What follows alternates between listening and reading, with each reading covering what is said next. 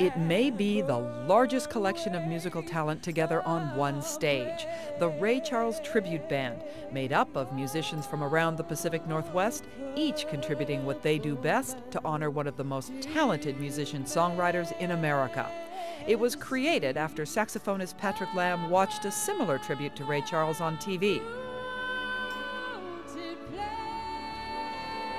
I remember watching it with my wife and thinking, gee, I'd like to see Linda Hornbuckle sing that song. So we did some research and put together a tribute that was based around Ray Charles when he was about 33, live in Brazil.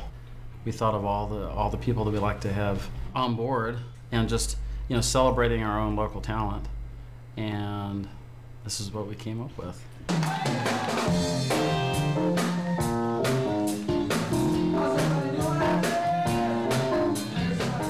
The debut of the Northwest Ray Charles Tribute Band was at the Waterfront Blues Festival in 2006, and right off the bat, everyone knew they had created something special.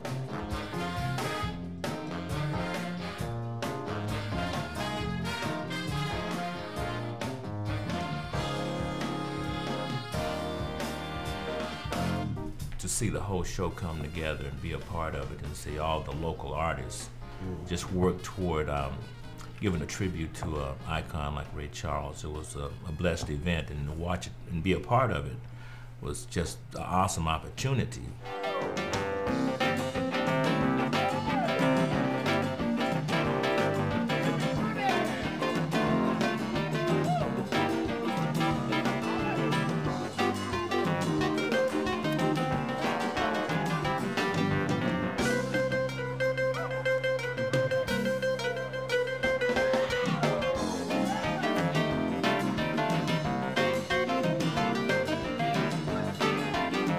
At first I was kind of skeptical because you got a lot of well-known artists together, and sometimes, egos can get in the way, but with this project, it's like family, and it just came together really well.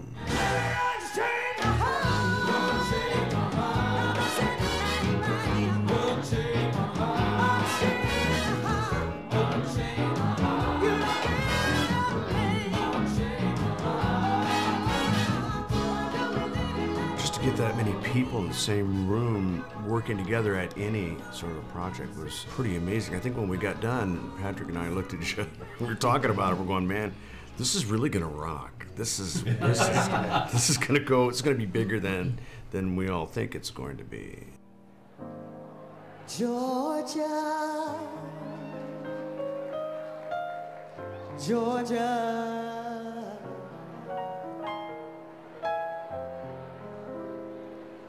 Oh, take you. Just an old sweet song keeps Georgia on my mind. Hey. All the musicians agreed this thing they had created had to keep going, even though there were always challenges. It's kind of like herding squirrels. You got 25 well-known people, and they've all got their own schedules, so we have to plan things like 6 months in advance, pretty much, to even get a rehearsal. Yeah. Because people are playing, touring, and then just finding time, and then communicating all the phone calls that go into it, a lot of planning. But we had several rehearsals leading up to the symphony gig. Oh Lord, if you let me,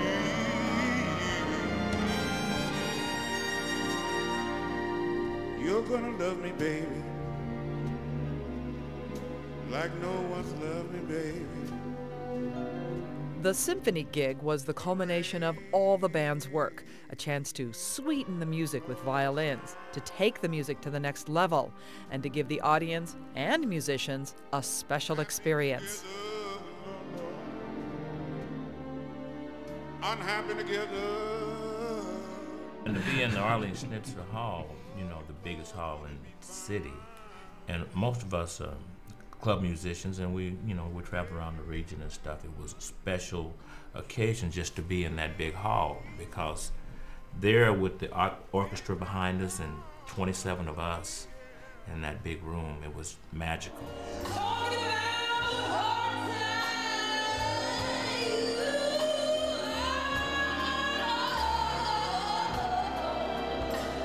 A thrill even for seasoned vets, but for relative newcomer Olivia Warfield, it feels like something just pushed through you. And I was on that stage and I'm just out there looking at everybody and I'm just like, oh my God, I cannot believe I am on this stage with the symphony. And to have Patrick, I'm looking at Patrick and he's conducting too, and I'm just like, oh my God, this is crazy, this is wonderful.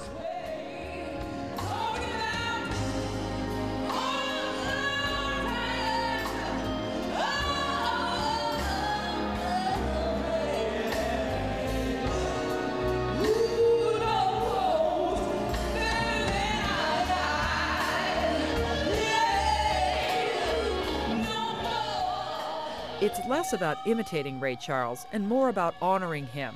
Each musician simply tries to give an interpretation of a song that was already done to perfection by Ray. The artists that we have singing, you know, are talented enough to put their own thing on it, which makes it even more special.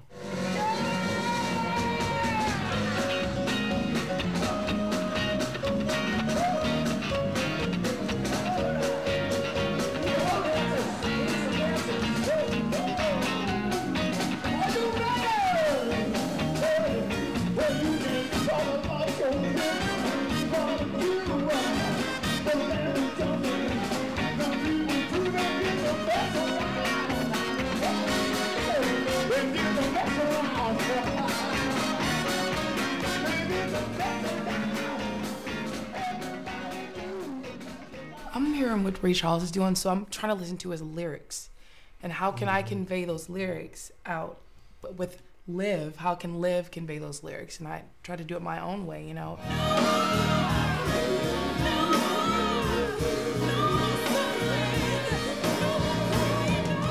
It wasn't a process. It took time as we did a lot of shows with the Ray Charles tribute, like kind of figuring out, how do I sing this song? How do I sing Hard Times? Or, you know, what is he going through? How can I relate what I'm going through in this song?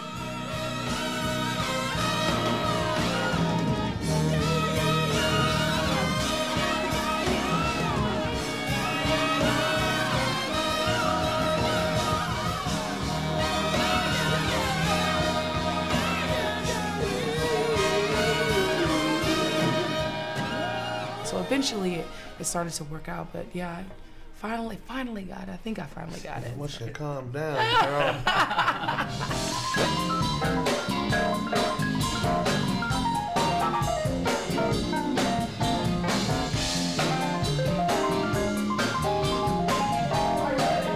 The idea of something sometimes gets so much bigger than the parts, but there's something about when we all do it together in this particular format where we can individually sublimate our our own desire to stand out or whatever, just to make the process work. And that happens all through the band. We have some of the most amazing soloists. Some of these guys never take a solo because there's so many of us, but they're incredible. I mean, these guys are just phenomenal, and yet they're kind of sublimating and going along just because the idea of this is so big, and it's an idea, you know, whose time has come, and I'm not surprised at all about the result.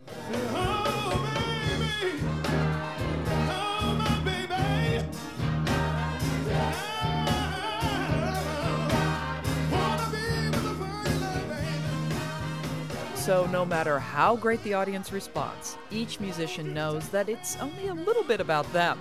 As Norman Sylvester put it, it's all about Ray.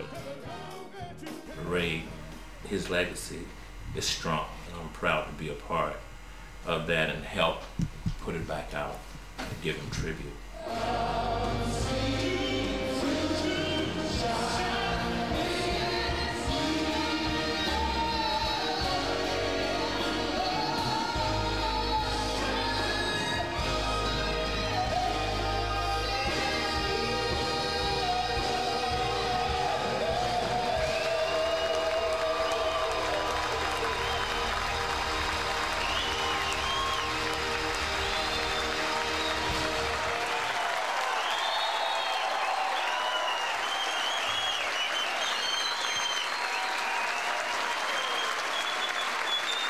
We love you. Thank you so much.